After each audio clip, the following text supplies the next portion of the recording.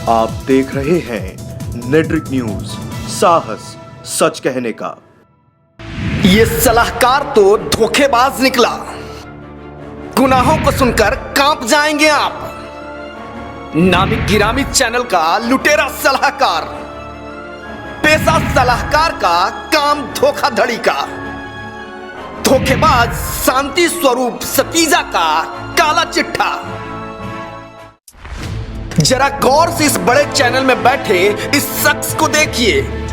इसका नाम शांति स्वरूप सतीजा है, जिसने मोटे पैसे खर्च करके इस बड़े चैनल पर अपना जोर शोर से प्रचार किया, और प्रचार भी ऐसा जिससे लोगों को इस पर पूरी तरह से भरोसा हो जाए। क्योंकि जिस चैनल पर इसने प्रचार प्रसार किया था वो चैनल एक प्रतिष्ठित चैनल है। यह शख्स चैनल पर लोगों से प्रॉपर्टी के नाम पर पैसा लगाने की बात करता था। इसकी एवज में इन्वेस्टर को मोटा ब्याज और घर देने की बात भी करता था। मतलब ये समझिए कि साहब संपत्ति कहां निवेश करें उस पर सलाह देते थे, ज्ञान परोसते थे। हुजूर की चालाकी तो देखिए। साजिशन ये प्रॉपर्टी मंत्रा में लोगों के दर्द और भरोसे के हिस्सेदार बन गए। जनता ने भरोसा किया और फिर हो गई सबसे बड़ी लूट। जनता ने भरोसा किया और लगा दी जिंदगी की सारी पूंजी, और बस हो गई आम आदमी के साथ सबसे बड़ी दुर्घटना। लोग हताश, परेशान और हैरान थे। पूरी जिंदगी की मेहनत और पूंजी लूट गई थी। कोई थाने गया तो कोई बिचौलिए के पास, तो कोई थक हार कर मक्कार शांति स्वरूप सतीजा को फोन कर रहा था। लेकिन आम आदमी की पूरी कमाई हड़पने के बाद भी किस तरह से बात करता था, आप भी सुनिए।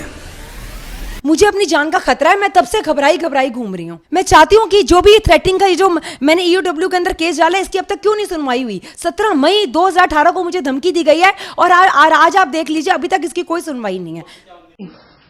हाँ, आवाज आ रही है। हाँ, बताइए। आप एक बात बताइए कि जब हम खाने के बारे मिले थे, आप हमें और चौधरी जी, तो क्या नाम है कि 35 लाख रुपए पे हुआ, मेरा जो एक्सीडेंट हुआ था, आपको कितने से की बात है? खुद सतीजा जी ने बताया, और उन्होंने तो ये बात उसके अंदर भी तो बोली है, मीटिंग के अंदर। उन्होंने ये बात मीटिंग के अंदर भी तो बोली है, तो सारी दुनिया को पता है बात। मैं मीटिंग की बात नहीं कर रहा, आपको किसने पता? मैं जाना चाहता हूँ। सतीजा जी ने बोला था फोन पे। ये बात करो। सतीजा जी ने क्या बोला था? हेलो, वो अपनी जवान से लगाम देने मधु, नहीं तो ऐसा जलूस निकालूंगा, याद करेंगी तुम। सतीजा जी आपने खुद सतीजा जी आपने खुद बताई थी ये बात मुझे कि क्या ये आफ्ताब ने 3 लोगों को मार दिया और मैंने 35 लाख रुपए वहां दिए और मैं सेटिंग कर रही है। आपने खुद बताई ये बात। तरीके से चल रही है ना मधु, तेरे पीछे अगर कोई पड़ गया ना तो तू याद करेगी। सतीजा जी ये बात आपने ये बात मीटिंग के अंदर भी बोली है। मेरी बात तू रिकॉर्ड कर ले अच्छी तरह से। जिस तरीके से चल रही है उस तरीके से कितना तेरा बड़ा गलत होगा वो समझ लियो। सतीजा जी मैं ये सब सुनना नहीं चाहती। आपने मुझे बात बताई है और सारी दुनिया को ये बात आपने मीटिंग के अंदर बताई है कि आफ्ताब ने 3 लोगों को ऐसे करके गाड़ी से वो हो गया है, मार दिया है, और मैंने सेटिंग करी है पुलिस वालों के साथ। 35 लाख रुपए दे रहे हैं, मैं दे रहा हूँ। आपने खुद सारी बातें मीटिंग में बोली है। अब जरा आंखों में आंसू लिए इन बेसहारा लोगों को देखिए, जिनकी आंखों में कभी चमक हुआ करती थी। इनके भी सपने थे, सपनों में इनके पास घर था, कारोबार था, लेकिन इनके सपनों को तोड़कर सतीजा ने इनकी आंखों में आंसू और दुख का सैलाब छोड़ दिया। इनकी दुर्दशा तो देखिए। इनके पास जमीन के पेपर भी हैं, लेकिन जमीन नहीं है। सतीजा के दिए हुए चेक हैं, लेकिन सारे चेक अकाउंट में डालते ही बाउंस हो जाती हैं। अब ये लोग इंसाफ के लिए दर-बदर भटक रहे हैं। इन लोगों का कहना है कि काफी समय पहले ही सतीजा और उसकी कंपनी की शिकायत उन्होंने पुलिस को दी थी, लेकिन पुलिस ने इन लोगों की शिकायत नहीं सुनी, और जिससे सतीजा का हौसला बुलंद होता गया। और बुलंद हौसले ने वो कर दिया जिसकी उम्मीद नहीं थी। धोखेबाज सतीजा ने करीब 500 जनता की गाढ़ी कमाई, करीब 500 करोड़ रुपए डकार लिए। हालांकि न्यायपालिका की दखल अंदाजी के बाद सतीजा के खिलाफ मामला दर्ज हुआ। इसमें चार्जशीट फाइल हो चुकी है। कंप्लेनेंट को अभी हमें चार्जशीट की कॉपी हमने अप्लाई कर रखी है और आर्ग्यूमेंट ऑन चार्ज पे मैटर चल रहा है। आज भी उनकी जो एक्यूज़ के जो वकील है पेश नहीं हुए, उन्होंने आज भी तारीख ली है और हमारी तरफ से कोई भी डिले नहीं है, पर एक्यूज़ की तरफ से, क्योंकि उन्होंने इतना पैसा कोर्ट देना है और 100 से ज़्यादा पीड़ित हैं इसके अंदर, और अभी तक किसी को 1 रुपया भी नहीं इन्होंने पेमेंट किया है। वहीं दूसरी तरफ कोर्ट ने इस मामले पर पुलिस से रिपोर्ट मांगी, लेकिन खाकी वर्दी की मक्कारी का सबूत तो देखिए कि फर्जीवाड़े में जमीन का जिक्र ही नहीं किया, मतलब कि बेईमानी के माल पर खाकी की मुहर लगी। जब हमारे संवाददाता ने पीड़ितों से बात की तो लगा कि आसमान फट गया, इंसानियत जमींदोज हो गई।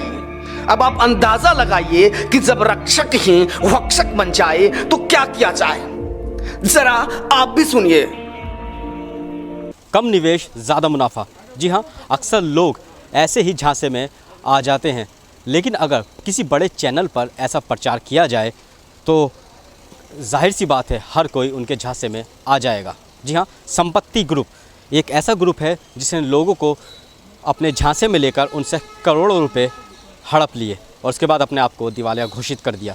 जी हाँ, आप देख सकते हैं ये जो शिकायतकर्ता हैं ये पटियाला हाउस कोर्ट के बाहर जो है फरियाद लगा रहे हैं और इन लोगों का साफ तौर पे यही कहना है, संपत्ति ग्रुप का जो मालिक है सतीजा, उसने इनके साथ धोखाधड़ी की है। जी हाँ, धोखाधड़ी भी लाखों में नहीं है बल्कि लगभग 500 करोड़ की है। इन लोगों ने अपने पैसे उसे इन्वेस्ट करने के लिए दे दिए प्रॉपर्टी के अंदर, लेकिन उसी प्रॉपर्टी का फ़ायदा उठा के उसने इन लोगों के ऊपर से छत भी छीन ली।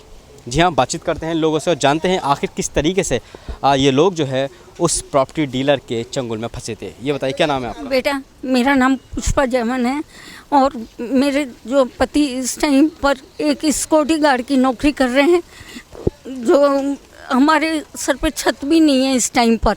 और ये 5 लाख रुपए मैंने जो है अपना जेवर मुथू फाइनेंस में रख के और वहाँ से मैंने इस रकम को बढ़ाया था कि हमारे सर पे छत हो जाएगी, और इसने उसी टाइम पर वालों में बैठ के और ये जो है निकाली थी और कि मैं ट्रेडिंग पे 3% पे 2.5% पे 2% पे ये पैसा जो आपका लेके आपको इंटरेस्ट दिया करूँगा हर महीने। मगर इसने ना तो हमें ये ज़मीन दी और ना ही ज़मीन के पेपर आपको दिए? पेपर दिए एग्रीमेंट करवा के हिलवे सिटी, और जिस ज़मीन के पेपर दिए कहते हैं वो ज़मीन भी नहीं है इसकी, और जो है ना अब इंटरेस्ट आ रहा मेरे पास, ना वो 5 लाख मेरा फंस गया। और हमारे को ऐसी नौबत आ गई है कि हम जो है सड़क पे बैठने वाली, अब इस बुढ़ापे में हम कहाँ जाएं? जी बिल्कुल, बहुत समस्या है। मैं आपसे जानना चाहता हूँ, जिस तरीके से ये ऐड आता था, प्रचार आता था, क्या आपने वेरिफिकेशन करी इस पूरी जो आपके साथ फ्रॉड हुआ है, या उस शख्स के बारे में जानकारी ली? वेरिफिकेशन की थी सर, मैंने खुद ने को फ़ोन किया था, मेल डाली थी कि क्या ये आपका दिल्ली आस्था का प्रोग्राम है, तो वहाँ से हमें कोई रेस्पॉन्स नहीं मिला। उसके बाद हमने उनको बोला कि हमारे साथ इस तरीके का फ्रॉड हुआ है। जब हम थोड़ा इसमें ज़्यादा जानकारी जुटाने लगे तो पता चला कि 91 से लेके अब तक इस आदमी के खिलाफ 420 की 29 FIR हैं। 29 FIR, दिल्ली का कोई ऐसा थाना नहीं है जिस थाने में इस आदमी के खिलाफ 420 की FIR ना हो। दुख की बात क्या है, हमारी दिल्ली पुलिस इतनी निकम्मी है, हमने FIR कराने की डेट दी थी 1/1/2018। इस बंदे को अरेस्ट किया 15/5/2018 में। 1/1/2018 से लेके 15/5/2018 तक ये बंदा 4.5 करोड़ की ज़मीन बेच के आया किन्हीं थर्ड पार्टियों को, और ये उस ज़मीन का मेरे पास रिकॉर्ड है जो मैं वहाँ से रजिस्ट्रार ऑफिस से निकलवा के लाया हूँ। आप इस पर डेट देखेंगे तो इसकी सारी जो डेट है ना वो सारी 18 की हैं। देखिए आप, हमारी FIR के बाद की डेट है। मतलब ये पुलिस की सीधी सीधी मिली भगत है इसमें कि जो पैसा ये लेके आया 4.5 करोड़ रुपए वहाँ से रजिस्ट्रियाँ करके, वो पैसा इसने हम लोगों को नहीं दिया, जो हमारा पैसा था वो रिश्वत में बांट दिया, लोगों को रिश्वत में बांट दिया। कोर्टों का भी बहुत बुरा हाल है सर।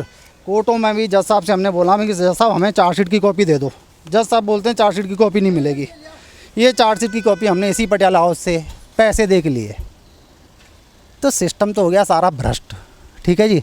अब हम तो मरने मारने पे उतर आए हैं, यहाँ तो हम मरेंगे क्योंकि हमारे पास वैसे भी कुछ नहीं बचा। हमारे बच्चों का जोड़ा हुआ जो भी पैसा था वो हमने इसको दे दिया। अब हमें किसी तरीके की कोई सपोर्ट नहीं मिल रही। कोई क्या कहता था आपसे कि ये कहता आपको था कि तुम इन्वेस्ट मुझे- के बदले क्या हाँ, मिलेगा? तुम मुझे पैसा दो, मैं तुम्हारे पैसे से ज़मीन खरीदूंगा आगे और उसको रियल एस्टेट में लगाऊंगा, उससे जो प्रॉफिट होगा मैं आपको दूंगा, ये देता था। अब जब इसने जिन ज़मीनों की जो मॉर्गेज दी, इसने जो मॉर्गेज रखी, उन ज़मीनों को जब हमने जा के वहाँ वेरीफाई किया राजस्थान में, तो उनमें से एक भी ज़मीन इसके नाम ही नहीं है। ये उन ज़मीनों के फ़ोटोग्राफ्स हैं, मैं जाके खुद वेरीफाई करके आया हूँ। ये मैं खड़ा हूँ यहाँ बीच में, ये बंजर भूमि आया वहाँ पे। जो ये बोलता है ना कि लग्जरियस टाउनशिप बन गई है वहाँ पे, और ये कुछ नहीं है सर। वहाँ पे एक आपको कोई चीज़ नहीं मिलेगी। ये तो हरी घास आपको इसलिए दिख रही है क्योंकि राजस्थान में इस बार बारिश पड़ी है, अदरवाइज ये बंजर भूमि है। इस बंजर भूमि को वहाँ पे कोई रजिस्ट्री का पैसा दे के रजिस्ट्री कराने को राजी नहीं है। जो इसने 9,000 रुपये गज के हिसाब से और 5,000 रुपये गज के हिसाब से बाँटी है। कहने का मतलब यह है कि कुछ सिस्टम की नाकामी कह लो, कुछ हमारी बेवकूफ़ी कह लो। 91 से जिस आदमी के खिलाफ 29 FIR है और वो आदमी खुलेआम घूम रहा है, जेल में बैठ गया। कुछ नहीं होगा जेल में बैठने से सर। डायरेक्टर है उसका दामाद विशाल टंडन, ये चार्जशीट की कॉपी मैं आपको दिखा रहा हूँ। इसमें हमने विशाल टंडन के बारे में बोला मैं कि भाई ये उसका दामाद है और ज़्यादा प्रॉपर्टी इसके पास है, क्योंकि जो हम रजिस्ट्रार से रिकॉर्ड निकाल के लाए वो रजिस्ट्री का रिकॉर्ड मेरे पास है और विशाल टंडन के नाम से रजिस्ट्री, ये देखो ये रजिस्ट्री रिकॉर्ड है, खाता खतौनी है पटवारी की। इसमें ये रहा विशाल टंडन का नाम, शांति स्वरूप सतीजा के नाम है, ये आपका विशाल टंडन का नाम है, ये आपका हरीश अरोड़ा का नाम है। अब इससे ज़्यादा बड़ा सबूत हम आईओ को क्या दें? ये EOW के आईओ को अफसर रजा को मैं खुद जाके दे के आया हूँ सर। ये सारी प्रॉपर्टी इसने अपने बेटे, अपने दामाद विशाल टंडन, अपना जीजा हरीश अरोड़ा और बहू के नाम ट्रांसफ़र कर रखा है। इसकी उम्र है 70 साल, ये तो मर जाएगा 3 साल में। इसके मरने से हम तो ज़मीन पर आ गए सारे के सारे लोग, ये बर्बाद हो गए सब लोग, हम सब बर्बाद हो गए। कोर्ट से किस तरह कोई आपको आश्वासन मिला है? कोर्ट में साहब जैसा पहले दिन बोल रहे हैं कि भाई कोर्ट से पैसा तो मिलेगा नहीं, तुम रिकवरी में जाओ। अब हमारे पास रिकवरी की सूट लेने का फुर्सत पैसे होते तो कहाँ से? इन गरीबों के पास मेट्रो में आने जाने का किराया नहीं है सर, कहाँ से रिकवरी सूट फाइल करें? आप क्या करते हैं और किस तरीके से आप झांसे में फंसे? सर मैं सर्विस करता हूँ और मैंने इनका प्रोग्राम प्रॉपर्टी मंत्रा में देखा था और वहाँ से मैं इंस्पायर हुआ था। मैंने इनको फ़ोन किया तो उन्होंने कहा आप मेरे ऑफिस में आइए, ऑफिस में आकर आप मेरे यहाँ पर इन्वेस्टमेंट करिए। तो मैंने इनसे बात करी, इन्होंने मुझे सब कुछ बताया कि हमारे पास ये प्लॉट है, आपको घबराने की ज़रूरत नहीं। ये कागज़ वगैरह इन्होंने उसी समय हमें दिए थे जिसमें इन्होंने साफ मेंशन किया हुआ एग्रीमेंट वगैरह। इसमें क्लॉज भी इन्होंने मेंशन इसमें इन्होंने क्लॉज भी मेंशन किया है कि महीने भर के अंदर आप पैसा अगर आप देते हैं, अगर आप पैसा निकालना चाहें 1 महीने के अंदर पैसा निकाल भी सकते हैं। और 2 महीने इन्वेस्टमेंट के 2 महीने के बाद मैं इनके पास गया, मैंने कहा मुझे आपके पास पैसा नहीं रखवाना, मुझे मेरा पैसा वापस कर दीजिए। तो कहता है मेरे पास पैसा थोड़ी पड़ा हुआ, मैंने पैसा तो आगे लगा दिया। तो मैंने कहा आपने हम सबको क्यों मरवाया? मुझे आपने अपने इसमें लिखा हुआ है क्लॉज में कि 1 महीने के अंदर आप चाहें तो पैसा निकाल सकते हैं और अगर मैं भी चाहूँ तो 1 महीने में आपको नोटिस है कि अपना पैसा निकाल सकता हूँ। तो आप अपनी जो गाइडलाइंस आपने बनाई है उसको क्यों नहीं मानते? तो कहते हैं कि मैं नहीं मान सकता क्योंकि नोटबंदी का इस समय वक्त चल रहा है, मेरे पास इस समय कोई काम नहीं है, मैं कुछ नहीं कर सकता। और 1.5 साल से इसने हमें लटका के रखा है, इसने हमें बहुत परेशान किया है। सिर्फ यही नहीं, ये हमें ब्लैकमेल भी करता था फ़ोन पर। इसने कई बार हमें फ़ोन पे ये भी धमकी दी है कि मैं पैसा नहीं दे सकता आपको जो करना है कर लो, आप चाहे मुझे अरेस्ट करा लो, मेरा कौन क्या बिगाड़ लेगा। इसने यहाँ तक वर्ड्स यूज़ करें। कितने लोग इसमें मतलब आप धोखाधड़ी के शिकार हुए हैं? सर इसमें कम से कम 2,500 लोग हैं, 500 नहीं 2,500 लोग हैं भाटिया जी। मैं आपको सीरियल वाइज बता सकता हूँ किस FIR में कितने आदमी हैं। 86/2018 है जिसमें 106 आदमी हैं। 56/2000 FIR है जिसमें 56 आदमी हैं।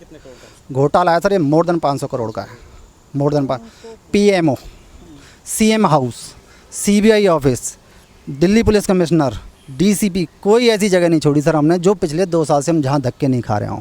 ठीक है जी, सारे काम धंधे चौपट हो गए इस चक्कर में। आज भी मेरा एक एम्प्लॉई है, उसके फादर मर गए हैं, आज उनका क्रिमेशन है। सुबह मैंने सारा सामान खरीदवा के आया उनका, लेकिन मैं उनके क्रिमेशन में नहीं जा पाया क्योंकि इन लोगों के साथ भी मेरी जिम्मेदारी जुड़ी हुई है। ठीक है, तो हम हो गए बिल्कुल बर्बाद। सपोर्ट नाम की कहीं से चीज़ नहीं मिल रही। सब कहने की बातें हो गई कि सरकार चेंज हो गई, मोदी जी आ गए। कोई मोदी जी कुछ नहीं कर रहा। जो घपले घोटाले जैसे चल रहे थे वो आज भी वैसे ही चल रहे हैं बदस्तूर। जनता त्रस्त है। क्या लगता है आपको कि आपका पैसा वापस मिलेगा या फिर आप ऐसे ही धक्के खाते रहेंगे? पैसा तो बहुत दूर की बात है सर, उसमें आपका EOW की कस्टडी में रहते हुए, DCP ऑफिस में बैठा EOW में और कस्टडी में रहते हुए हमें जान से मारने की धमकी दे रहा है। मैं आपको रिकॉर्डिंग सुनाता हूँ, आप सुन लो रिकॉर्डिंग। हाँ रिकॉर्डिंग आप चाहो तो सुन लो, और क्यों रिकॉर्डिंग के मैं जान से मरवा दूंगा तुम्हें सबको। मैंने गुंडे पाल रखे हैं और रिकॉर्डिंग पे धमकी दे रहा है। जी आपका क्या नाम है? आपने क्या सोच के जो है पैसा लगाया था? नहीं, 6,000 हर महीने उन्होंने कहा था 2% मैं दूंगा 3 लाख रुपए के उसमें। तो पहला ही चेक बाउंस हो गया 6,000 के। तो पहला ही चेक मैंने जो डिपॉजिट किया पंजाब नेशनल बैंक में वो ही बाउंस हो गया। उसके बाद आदमी सुसाइड कर चुका है। ये बताइए कि जो की आप बात कर रहे हैं उस पर ऐड आता था, तो आपने किस तरीके उनसे कोई बाद में बातचीत करने की कोशिश की? उनकी तरफ से क्या आपको आश्वासन मिला? उन्होंने हमें आश्वासन दिया कि ये प्रोग्राम कमर्शियल है, लेकिन जो हमारे पास रिकॉर्डिंग्स हैं मैं आपको दे दूंगा, सीडी हमारे पास हैं, आप भी देखेंगे तो कोई कह ही नहीं सकता कि उस पर कोई वो कमर्शियल प्रोग्राम है। कमर्शियल प्रोग्राम पे लिखा होता है वही कमर्शियल ऐड है।